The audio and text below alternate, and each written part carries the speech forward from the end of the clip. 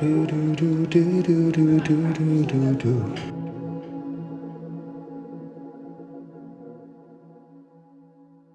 Welcome to the Red Bean Podcast, the New Orleans edition. This is your host, Mr. Toad. And I'm Dr. Frog.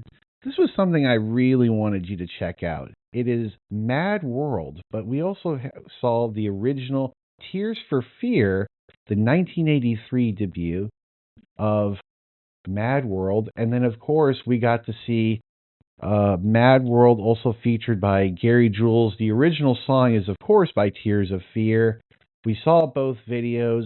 What were your initial thoughts, Dr. Frog? I'd never heard the Tears for Fears version, the original one, and I'd only heard the Gary Jules version as it played within the movie Donnie Darko, which came out in 2004 or the early 2000s. And boy, were they! I learned something from both. I really liked how fast-paced the original version was, the Tears for Fears version, and it seemed more global in its assessment of the rat race of life and how we scurry around.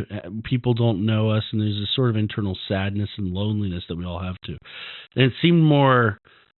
It seemed like he was more of an observer of everyone's. It was like lack of a connection. It kind of, when I'm watching the original video, I kind of think of it as you have the two singers. Well, the main singer, he's singing the song, but basically he's kind of in this cabin somewhere out in the woods somewhere, and it's almost like he's kind of reflecting on his life and kind of going over what kind of things that he's gone through in his life, and he's kind of singing about it. I also like this idea of reflection. This need for connection. He's like, people are running around, nobody knows him, the teachers don't know him, the family doesn't know him, kids at school don't know him. I think it's this deep, meaningful need that he has for connection, like others recognizing him gives himself meaning or something. I want to read some of the verses of the song. Sure. And in the beginning it says, verse 1, all around me are familiar faces, worn out places, worn out faces, bright and early for their daily races, going nowhere, and their tears are filling up their glasses, no expression, hide my head, I want to drown my sorrow, no tomorrow. Not a very positive story, but I think we've all been there. We've been in situations where I think maybe as time goes forward, maybe we just kind of let life roll over us. What do you think, Dr. Frog? The weird part about meaning is there's a lot of what's meaningful for us. If we create a lot of meaning in life, you can look at an accomplishment and you can look at how temporary life is and how fleeting our current society is, and going nowhere. Well, if you don't think that any societal progression is meaningful in the long run, that makes sense. When he says "hide my head, I want to drown my sorrow," that reminds me of what Freud called the death wish. Yeah, which is that internally, at our core, we all have a desire for death. And it's a natural part of life, but I think when he says "drown my sorrow, no tomorrow," I can't help but think, he's so looking at the monotony of everyday life, and maybe accomplishments or things that we think are great. In hindsight, we realize, well, maybe they're not as meaningful as we thought they were. And I think it's something to reflect on. But he's also, again, he's reflecting on other people's expressions, and other people going through the motions. It's almost like, and with him inside, it almost seems like he's an observer of his own life, because you later see him looking through the window at himself dancing, which I think is a metaphor for him saying, "Well, I also go through this routine." I'm almost curious as well, as when the artist was writing this song. I'm curious if he was like reflecting in his life. Maybe during that time period, his family or other people in his life, maybe they were going through a hard time, financial hardship. Maybe people were working long hours and inflation was eating away at their wages, and they just felt like they had no opportunities, and they were just working, and they're just kind of wearing themselves out. And sometimes you feel like you're going out and trying, And sometimes it feels like nothing's happening, but maybe things are really happening. When faced with poverty and life's hardships, instead of becoming Bob Dylan, he put on heavy eyeliner and put a quick 1980s and you know what, beat track to it. I tell you, when he was dancing his moves, it looked like he was doing he's doing his like ninja wasn't he moving his shoulders? It was mainly elbows and hands. He was doing some Karate Kid action in that in the original. But he wasn't waxing on off. He was waxing everywhere. He was waxing down everywhere. Yeah, he was not waxing the floor, but he was waxing the air around him pretty well. In a very box-like shape. It was almost like he was dancing the box with just his forearms. And then we'll read the chorus here is, and I find it kind of funny. I find it kind of sad. The dreams in which I'm dying are the best I've ever had. I find it hard to tell you because I find it hard to take. When people run in circles, it's a very, very mad world, mad world, mad world, and mad world. Yeah, I mean, if I was his life coach, I would say, don't let others determine your own happiness, buddy. You're right. It is a mad world. The absurdity of it, you can laugh at it or you can despair over it. I think you can also be empowered by it if you say, hey, this is my opportunity to do what I want in my life, not let how others are living it affect me. But he says again that the Freudian death wish part of and it's very relatable because the best dreams that I've had, I was doing things that were heroic, that were borderline dangerous, maybe next to death. Maybe could have. But you have to do things that are meaningful. Sometimes you have to push yourself beyond your boundaries. There has to be a sort of death of the identity at that point too, right? Yeah. If you think about achieving something great, becoming something great, you have to let the old self die, and the new one to come. Some people they cling on. They have that fear of moving forward, that transformation. And I think in this particular story in the lyrics, it mainly points at this idea that just like he was saying, when people run in circles, he's showing that it's almost like there's no hope. I kind of get that approach to it. He does, but he also couches it in terms of the way other people are acting. Yeah. It's almost like he needs them to recognize. The first whole part is like, I need them to recognize me and to see me. And the teachers are seeing through me. No one understands me at school. And so that's why there's this despair. I'm just not sure even if he had his utopia of people really understanding him, if that would somehow bring more meaning to his life. Do you think he's kind of failing? Maybe he looks at them, in his perception, it looks like they're running in circles, and he says it's mad. But maybe if he knew what those people were doing, maybe he would have a different opinion. It might be a cultural difference.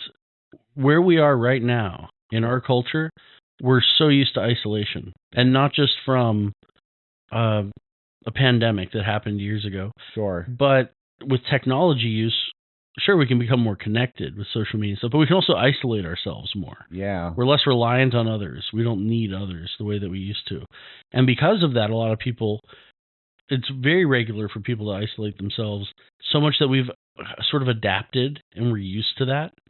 So when he's making this claim of not having that connection, it makes me think that, back then, that was a newer sort of beginning of this technological advancement. And personal computers just started coming out in the late 70s or in the 80s, especially the Mac II. Yeah. And maybe this was the beginning of feeling that loss of deep connection with your neighbor and your community.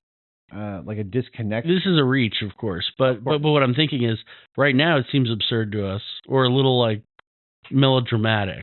He's just being melodramatic. Yeah. But it's because we're so used to it being the norm that we're thinking, well, what's this guy expecting, right? Yeah. And it's like, well, he was. This is made in the mid '80s, It was a different time. Yeah, maybe we're like desensitized. Nobody's going to the barn dance. Yeah, no one's going to the clubs or whatever. I think the next part is... People really aren't going to clubs as much anymore. They're shutting down. They're changing into boba tea cafes. Yeah, they're which are really cool to go to. I don't know. They're turning into the number. There are more mocktails at some bars that I've seen than actual alcoholic options. Wow, which is a really stunning transformation for sure. millennials and generations after that. I will go into verse 2. Yeah, sorry. Yeah, let's get to verse 2. I'm rambling. Children waiting for that day, Mhm. they feel good. Happy birthday, made to feel the way that every child should. Sit and listen, Yeah. Went to school and I was very nervous. No one knew me. Mm. Hello, teacher, tell me what's my lesson. Look right through me. What are your thoughts about this relationship that we have where we're going through our birthday? This is an experience that You're supposed to be happy. You're supposed to be happy. You persisted another year. But you also made it feel as also you're going to school and you were nervous at school, and then the teacher kind of looks through you. Yeah. Do you think this is I guess like maybe a power dynamic, but also it shows that maybe people feel like they're alone in a crowded place? Yeah, it reminds me of Robin Williams talking about his depression in a similar vein. It's that, there's nothing lonelier than being surrounded by people and still being lonely. That's the worst feeling. That's the worst. That's worse than feeling lonely and you're alone, because there's stuff you can do to change that. With the children part, I think what it goes through is, look, we're being socialized, but we're not being socialized to become healthy adults. And so they're saying, look, I'm going to school. What's my lesson? If you think of what a lesson, it's almost like a telos. It's like a purpose-driven thing. Yeah. So the kids going there, they're looking for direction. How do I go? Yeah, it's almost like a social contract, right? If I go here and I do well in the lesson, then I'm going to grow in the right kind of way, and I'm going to become a thing that's meaningful. But the teachers are just looking right through them. They're not taking into account the individual growth. And to be fair, for a long time there was a debate, do we want teachers to be that, intimate advisor of the children and their growth and the mentoring, or do we leave that to the family, right? Do you want your teachers to be involved with the child's maybe even spiritual direction and growth in their lessons, or do you want them to just execute the lesson plan? We're going to learn about algebra today.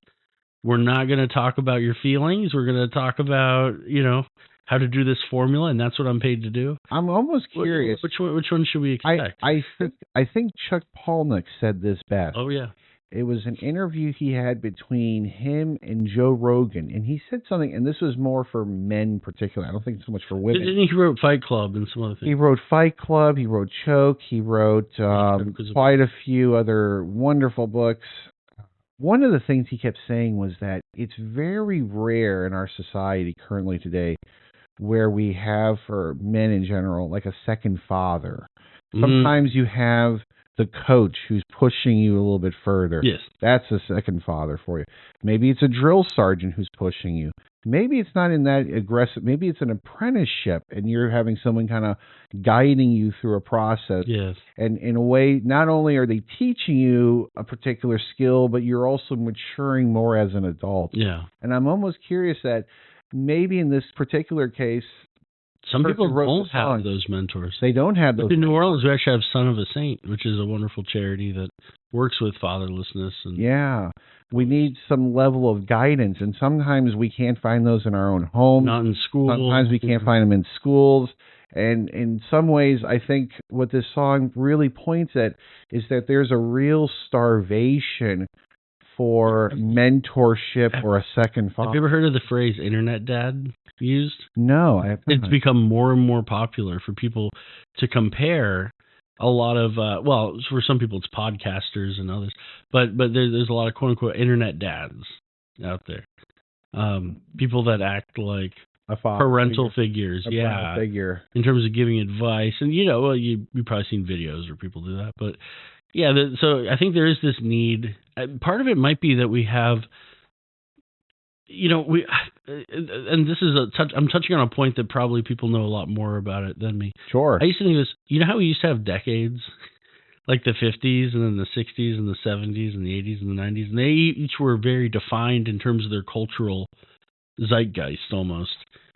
It feels like the last 20 years we've been more developing into an everything.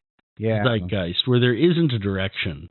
There's a lot of different types of lives. There's a famous quote, and it's multicultural in a good way in some ways, but maybe there's that directionlessness. You're not supposed to, study one particular thing in college, right? You're not supposed to have one particular direction. One thing I would also say is, and there's a quote, and it kind of comes to mind, especially when I see or hear songs about maybe a disconnection between, what should be there, what's not there. Maybe there's a need and there's not something that supplies that need. A lot of strife, maybe chaos. One thing I always think about is what Joseph Stalin said, and he said simply this: there are years and years and years where nothing happens. I'm probably butchering the quote right now, but there are also times where years and years will happen in a single day. Interesting. So sometimes there'll be years and years, nothing's happening. And then all of a sudden, one day, it's like a year's worth of stuff just happened in a single day. I've noticed that whenever there's a negative thing that happens, it always seems like it's accompanied by other negative things. Like you get all the negative things out for that decade in 1 year. It's like a cascading effect. All of a sudden, it's like nothing's happening, and then all of a sudden, everything starts happening all at the same time. Everything just starts slamming and crushing you and destroying you. And sometimes I feel like, especially maybe in the last few hundred years, maybe as people have gone from maybe families to like rural farms to like cities, and then people are leaving cities, going back to the rural areas, and there's almost like this disillusion. There's this disconnection between maybe lack of family, lack of churches. It seems like people are craving something, and in this song, it seems like this craving is not being met. Yeah, I mean, it seems like, we're in the United States currently, I think, we've really maximized individualism as much as we can. We're not reliant on our neighbor. We're not reliant on anyone besides ourselves. And we can isolate ourselves better than any time in history with technology and DoorDash or whatever. And we don't even have to go to the store, right? And you don't even have to pick up your own food. You can actually have it just dropped off in front of your house. You can just lock yourself in the house. They can just drop it off. You don't even have to, exchange it with them by taking it from their hands, right? The thing is, there is that craving for connection, communalist societies or collectivist societies. Yeah, it's called collectivism. But there's drawbacks, of course, to that too, right? Because now we have roles. Like think about the family. In the Analects in Confucian philosophy, you have Li is the practice of perfecting the actions within a particular role. So being the best brother, son, sister, mother, husband, wife, these relationships with different people, you perfect the rigid roles that are already prescribed within that, as well as ones like to your leader of the to the prime minister or whoever, and then yourself as a citizen. But you perfect those relationships that are set in more stone and are rigid. Yeah. And we sort of miss that structure sometimes. Yeah. I felt like if a hierarchy, not Gary Jules, but if the Fears one, what's the name of the original one from Tears for Fears or something? Tears for Fears. Tears for Fears. I feel like if the main author, maybe they were just craving some of that structure. And if they went to that particular school, they might get the sort of moral, societal implementing where they would have that identity, where they know them, you are this role within there. And your aim is to perfect that role to the best of your ability. And maybe some people would find comfort in that simplicity. They really understand who I am because they see me within the context of society. But in an individualistic society, let's say you move to a new city. Nobody knows you. Nobody knows who you are, what you're doing, what's your function. And, the job market is so less secure. Most people have multiple careers over their lifetime. So they don't even have an identity of like, I've been a carpenter for 40 years, Yeah. Most people are like, well, I've done a bunch of different things over a long time, Anyway, so that's my riff on it. But sure. I want to read an about information, a little bit about Mad World. Is the second song on Tears for Fears' 1983 debut album, The Hurting. The song reached number 3 on the UK single charts in November 1982 and was the band's first international hit. This was a quote from Roland Osbald, who's one of the singers of the band. Lyrically, the song is pretty loose. It throws together a lot of different images to paint a picture without saying anything specific about the world. The song features many synthesizers and percussion instruments, creating an upbeat tune for the break lyrics. And then, of course, we're going to get more into this part of the song. A minimalist piano back cover by Gary Jules, written for the 2001 movie Donnie, Darko, stirred up further interest in the song. The cover was eventually released as a single and reached #1 on the UK pop charts during Christmas 2003. Yeah. I remember the song really resonating with a lot of people because of the Donnie Darko movie. Well, the way that they played that in that movie made perfect sense for the characters at the time. Before moving on to that, though, on the British charts, Gary Rafferty's Baker Street had a very similar message and outlook of monotony and purposelessness and directionlessness. Now, I was talking about London in particular, how in the big city there's no community and that sort of thing. But it was around the same kind of time. I mean, that was in 1985, I think. But it was around, and this was 1983 is when Madworld came out. But very soon after, I think, Gary Rafferty's Baker Street came out with a very similar theme and got very, very popular. It was 1982, November 1982. Oh, well, yeah, for Madworld. So. Madworld for... and the Gary Rafferty one was sometime in the 80s, I think. Sure. But, either way, we can move on to the other... We're going to go to the Gary Jules version. What were your thoughts, Dr. Frog, on the video featuring Gary Jules, the official music video? When I talked about the video, I thought it was horrendous. The song was okay. He slowed it down. Yeah. And he stretched it out, and that almost made it seem more personal, like him reflecting on his own life, not the upbeat one where the character's looking out the window and seeing other people. Sure. This one, you have Gary Jules, I suppose, on the top of the building looking down at, I think there's students coming out of a school, because they wanted to keep that same theme. And they're doing a sort of synchronized dancing where they make shapes and faces, people and cars and just random objects. Really, I mean, you could play you could pick up an ABC book and say, okay, do a chicken now, do a boat now. There's a boat one. Now do a stick figure. Do a stick figure. Yeah, I found it shallow and pedantic, I suppose. I didn't think it really elevated the music or gave it meaning or context. I will say, if we can look past the music video, one thing I would say is the video. The Gary Jules version compared to Tears of Fear, I felt the Gary Jules was sadder, darker, deeper, and I felt like you had two different. They were both singing the same song, but the way they sang it made it come off a different way. When I hear Tears of Fear, when I watch the music video and I kind of think about what the singer was thinking about when they were writing the song, it kind of strikes me as someone like reflecting on their life and being like, oh man, these are all these challenging things that really bothered me back when I was younger, or these are other challenges I faced in my life. While the Gary Jules version is kind of like, wow, my life was like hit with an atomic bomb and I'm just kind of surviving the aftermath. Well, here's going to be my long reach again. Go for it. You remember my 1980, early 80s analysis of losing connection because technology? Well, now we're in 2001.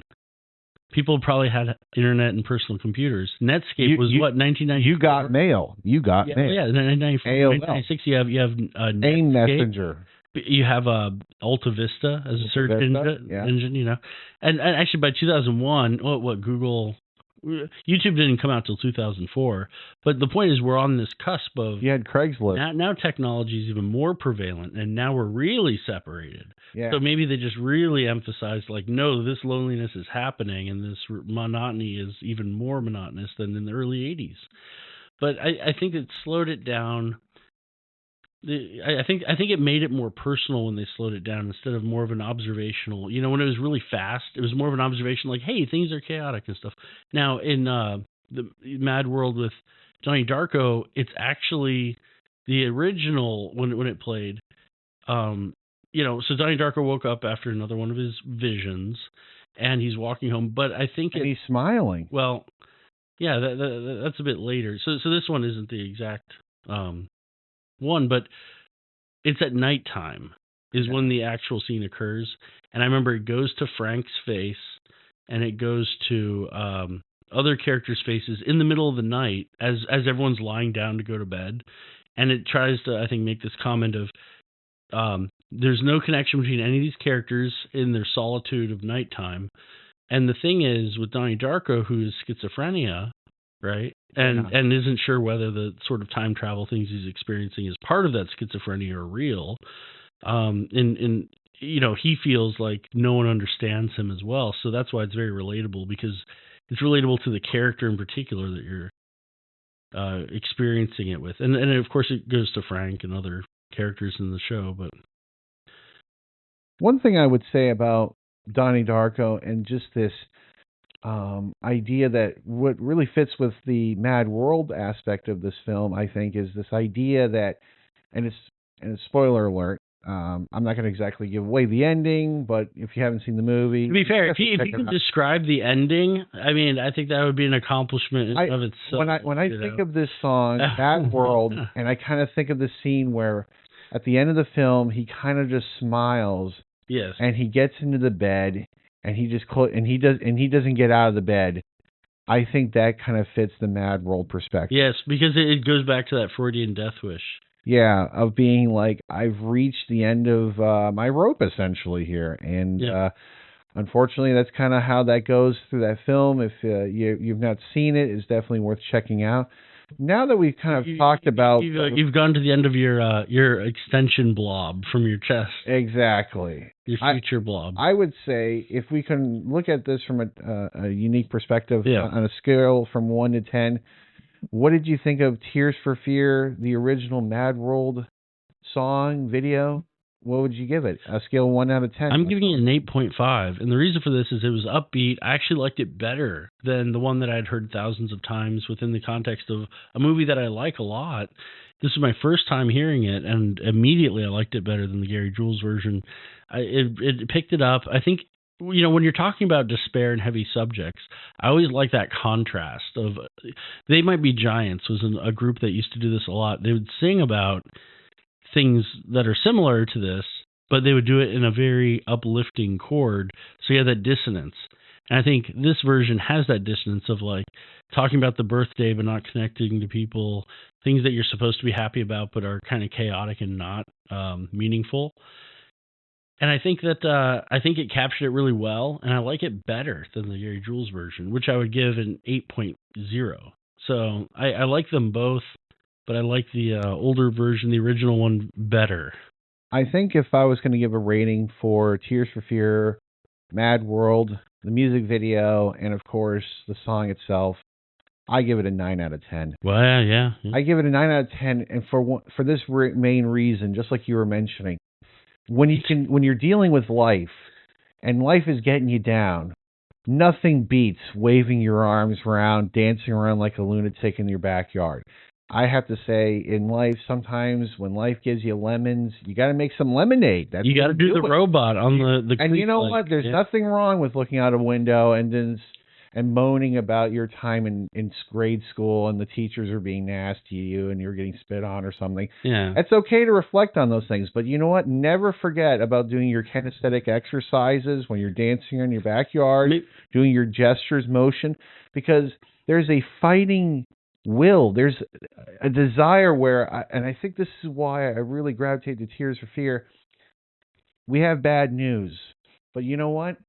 You can either take the bad news and lay down. We can leave off friends behind. That's what I'm saying. So here's the thing. Maybe he's depressed because he's looking out the window and he's looking at himself dancing, and he's going, "Oh my goodness!"